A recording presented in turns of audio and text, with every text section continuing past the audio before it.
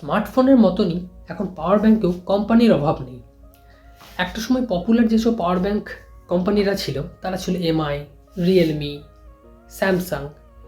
এরা ছিল ব্র্যান্ডেড মানে বড় সড়ো কোম্পানি যারা পাওয়ার ব্যাঙ্ক বানাতো। এখন সেসব ছাড়াও অ্যাম্ব্রেন, বোট, ফোটোনিক্স প্রভৃতি নতুন নতুন কোম্পানিও পাওয়ার ব্যাঙ্ক বানাচ্ছে, যেগুলো পারফর্মও খুব ভালো করছে। আজকে আমার কাছে যে পাওয়ার ব্যাঙ্কটা আছে সেটা হচ্ছে বোটের তরফ থেকে বোট এনার্জি স্ট্রুম PV300, একটা 10,000 mAh পাওয়ার ব্যাঙ্ক, যেটা যে কোনো গ্যাজেট ইভেন অ্যাপেলের প্রোডাক্টকেও চার্জ করতে পারবে, যেটার প্রাইস শুরু হচ্ছে মাত্র 1000 টাকা থেকে। এবং আরেকটা দিকে খেয়াল করার বিষয় যে এই PV300 পাওয়ার ব্যাঙ্ক বোটের তরফ থেকে এটা কিন্তু completely made in India power bank. তো এই মেড ইন ইন্ডিয়া প্রোডাক্ট কেমন সেটা নিয়ে আজকের এই ভিডিওতে আমি অরিজিৎ চলে এসেছি। তো চলুন আর সময় নষ্ট না করে হাজিয়ে মাসো।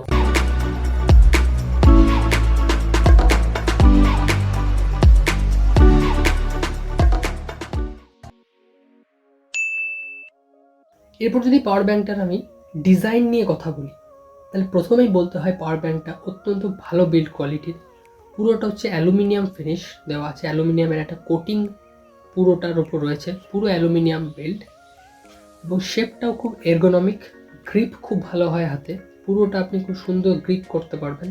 এরগোনমিক একটা ডিজাইন এবং অত্যন্ত পকেট ফ্রেন্ডলি। এই রেঞ্জের বেশিরভাগই আমি পাওয়ার ব্যাঙ্ক যা দেখেছি, কয়েকটা ছাড়া বেশিরভাগই প্লাস্টিক বিল্ডের সঙ্গে আসে, কিন্তু এইটা পুরোপুরি একটা মেটাল অ্যালুমিনিয়াম বিল্ড। এবং এই অ্যালুমিনিয়াম বিল্ডের জন্য এটা স্ক্র্যাচ রেজিস্ট্যান্ট। আমি মোটামুটি 1-1.5 সপ্তাহ এটাকে ইউজ করেছি, কোনো স্ক্র্যাচ এখন অবধি আমি এতে দেখতে পাইনি। এবং তাছাড়া অত্যন্ত হাই টেম্পারেচারে সহ্য করতে পারে, যদি খুব হিট হয়ে যায় তাও এই পাওয়ার ব্যাঙ্ক সেটা সহ্য করতে পারবে এর বিল্ডের জন্য। এবং যেহেতু এটা মেটাল বিল্ড, তাই আমি এই 1-1.5 সপ্তাহে এটাই লক্ষ্য করলাম যে হ্যাঁ, মেটাল বিল্ড হওয়ার জন্য হিটটা পুরো পাওয়ার ব্যাঙ্কে ডেসিপেট হয়। মানে আপনি যদি পাওয়ার ব্যাঙ্ক অনেকক্ষণ চার্জ করছেন, পাওয়ার ব্যাঙ্ক তো যে কোনো পাওয়ার ব্যাঙ্কই হিট হবে, যেহেতু ব্যাটারি হিট হবে, তো সেই হিটটা যেহেতু এটা মেটাল পুরো বডিটাতে ছড়িয়ে পড়ে।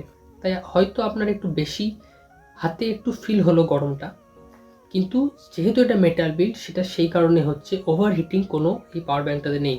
তাছাড়া বেশিরভাগ পাওয়ার ব্যাঙ্ক আমি এই রেঞ্জে বললাম প্লাস্টিকের হয়, সেগুলো হাত থেকে পড়ে গেলে একটা ড্যামেজের সম্ভাবনা থাকে, কিন্তু যেহেতু এটা অ্যালুমিনিয়াম বিল্ড তাই ড্যামেজের সম্ভাবনা ওইসব পাওয়ার ব্যাঙ্কের থেকে অনেকটাই কম হয়ে যায় এই বোট PV300-এ। কিন্তু তার মানে এটাই নয় আপনি ক্যাজুয়ালি ইউজ করবেন এবং মাটিতে বারবার ফেলবেন, কারণ ব্যাটারির জিনিস মাটিতে কখনোই ফেলা উচিত নয়।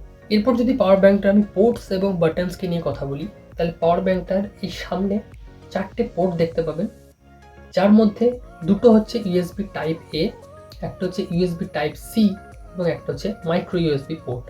অর্থাৎ 4 রকম ডিভাইস এখানে আপনি কানেক্ট করতে পারবেন, যেটা অত্যন্ত ভালো লাগলো। যে একটা 10,000 mAh পাওয়ার ব্যাঙ্ক, তাও বাজেটে 1000 টাকার আশেপাশের প্রাইস, তার মধ্যেও কিন্তু বোট এতে কোনো পোর্ট নিয়ে কোনো কম্প্রোমাইজ করেনি। যেখানে এই USB A পোর্ট দুটো দিয়ে আপনি ডিভাইস চার্জ করতে পারবেন, অর্থাৎ আপনার ফোন টোন যেগুলো USB টাইপ A সাপোর্ট করে, যার প্লাগ মানে যার অ্যাডাপ্টার, সে সমস্ত লাগিয়ে আপনি সেই ডিভাইস চার্জ করতে পারবেন।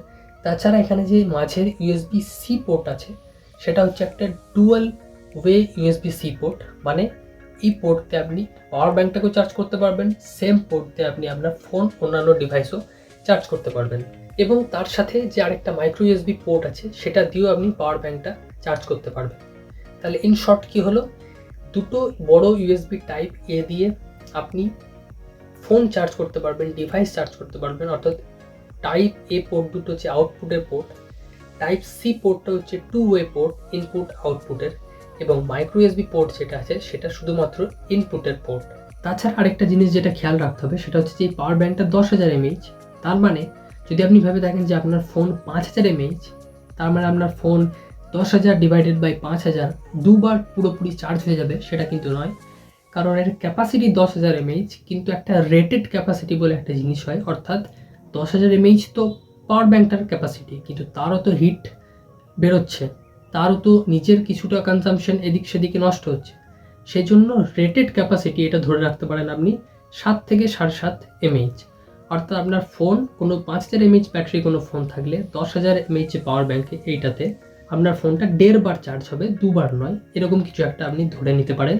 কিন্তু এটা মনে করবেন না যে 10,000 mAh মানে আপনার ফোনটা পুরোপুরি 2 বার চার্জ হয়ে যাবে। এই পাওয়ার ব্যাংকটা সব থেকে হাইয়েস্ট 22.5 ওয়াটে আপনার ফোনকে চার্জ করতে পারবে, অর্থাৎ একটা ফাস্ট চার্জিং পাওয়ার ব্যাংক এটা।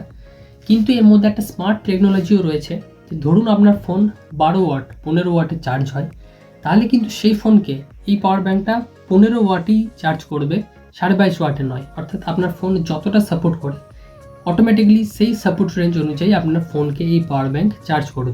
কিন্তু সেটা শুধুমাত্র যদি আপনি একটা ডিভাইস এই পাওয়ার ব্যাংকটা থেকে চার্জ করেন তখন হবে। হাইয়েস্ট 22.5 ওয়াট অবধি পাওয়ার দিতে পারবে। কিন্তু আপনি যদি মাল্টিপল ডিভাইস চার্জ করেন, 4টে 2টো 3টে, কারণ 4টে ম্যাক্সিমাম পোর্ট আছে, তাহলে তখন এর চার্জিং স্পিডটা একটু কমে যাবে, যেটা ন্যাচারাল অন্যান্য পাওয়ার ব্যাংকের ক্ষেত্রেও। এবং এই পাওয়ার ব্যাংকটা কোয়ালকম কুইক চার্জ 3 এবং পাওয়ার ডেলিভারি পিপিএস প্রভৃতিরও সাপোর্ট আছে এর মধ্যে। এবং যদি আপনি কোয়ালকম কুইক চার্জ 3 এর কোনো চার্জার বা পাওয়ার ডেলিভারি কোনো চার্জার দিয়ে পাওয়ার ব্যাংকটাকে চার্জ করেন, তখন এর ডান দিকে যে লাইট একটা সিস্টেম আছে, এলইডি লাইট সিস্টেম, এই যে সেই লাইটে তখন ওপরে একটা গ্রিন লাইট জ্বলবে যদি আপনি এই পাওয়ার ব্যাংকটাকে কোয়ালকম কুইক চার্জ 3.0 বা পাওয়ার ডেলিভারি কোনো চার্জার দিয়ে ফাস্ট চার্জ করেন, তখন কেবলমাত্র এই সবুজ লাইটটা জ্বলবে। এবং তাছাড়া এই লাইটের পাশে এখানে একটা বাটন রয়েছে, যে বাটন দিয়ে আপনি এই পাওয়ার ব্যাংকে কতটা চার্জ আছে সেটা প্রেস করে এই এলইডি লাইটগুলো অনুযায়ী বুঝতে পারবে। তো এইমাত্র এখানে এই যে আমি বাটনটার কথা বললাম, এই বাটনটার কিছু ফাংশন এবারে জেনে নিই।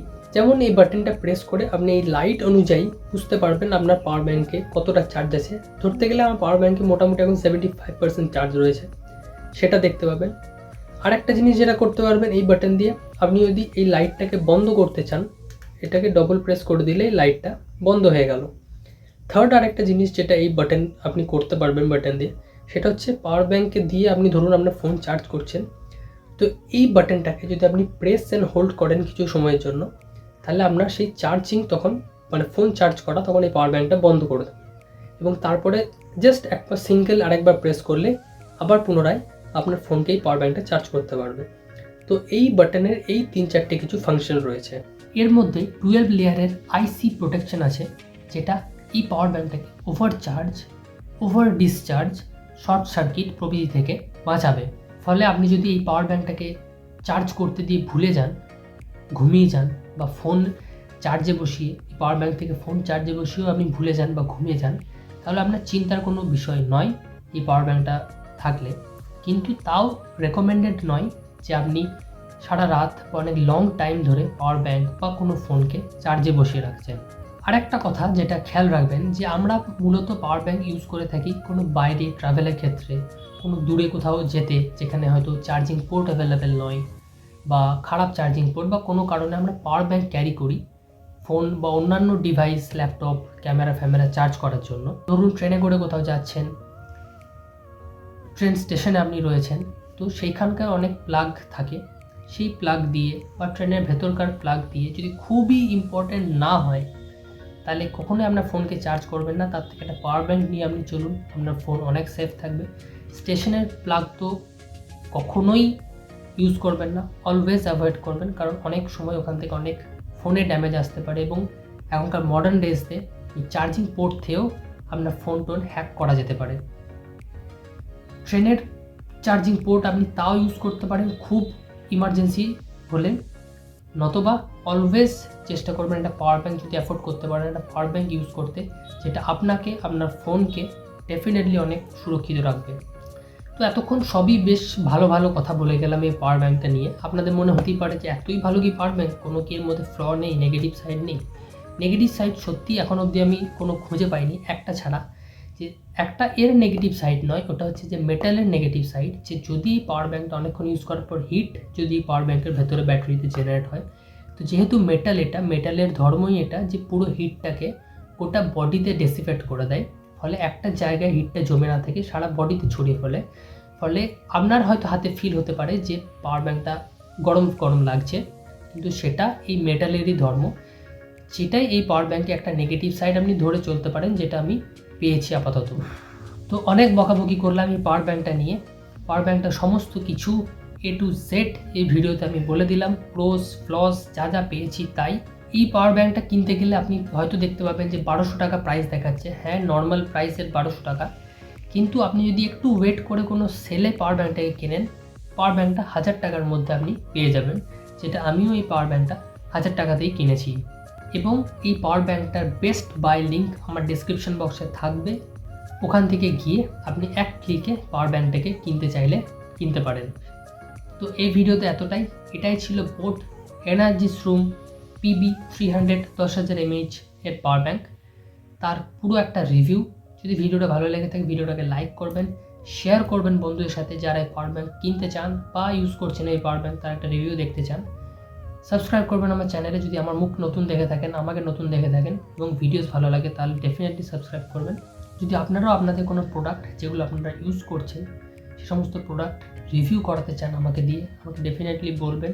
কারণ আমার কাছে তো সমস্ত প্রোডাক্ট কোথাও থেকে আসে না, যা যা আমি কিনতে পাই, যা যা কিনতে পারি সেই সমস্ত প্রোডাক্টেরই যেগুলো আমি ইউজ করি সেই সমস্তটি রিভিউ আনি। তো আপনারা যদি একটু চান তাহলে আপনাদেরও কোনো প্রোডাক্ট যেগুলো রিভিউ করাতে চান আমাকে দিতে পারেন, আমি অবশ্যই কিছুদিন ইউজ করে জিনিসটার রিভিউ নিয়ে আসবো। তো দেখা হচ্ছে পরের অন্য ভিডিওতে। ভালো থাকবেন সবাই, ভিডিওটাকে লাইক শেয়ার সাবস্ক্রাইব ডেফিনেটলি করবেন।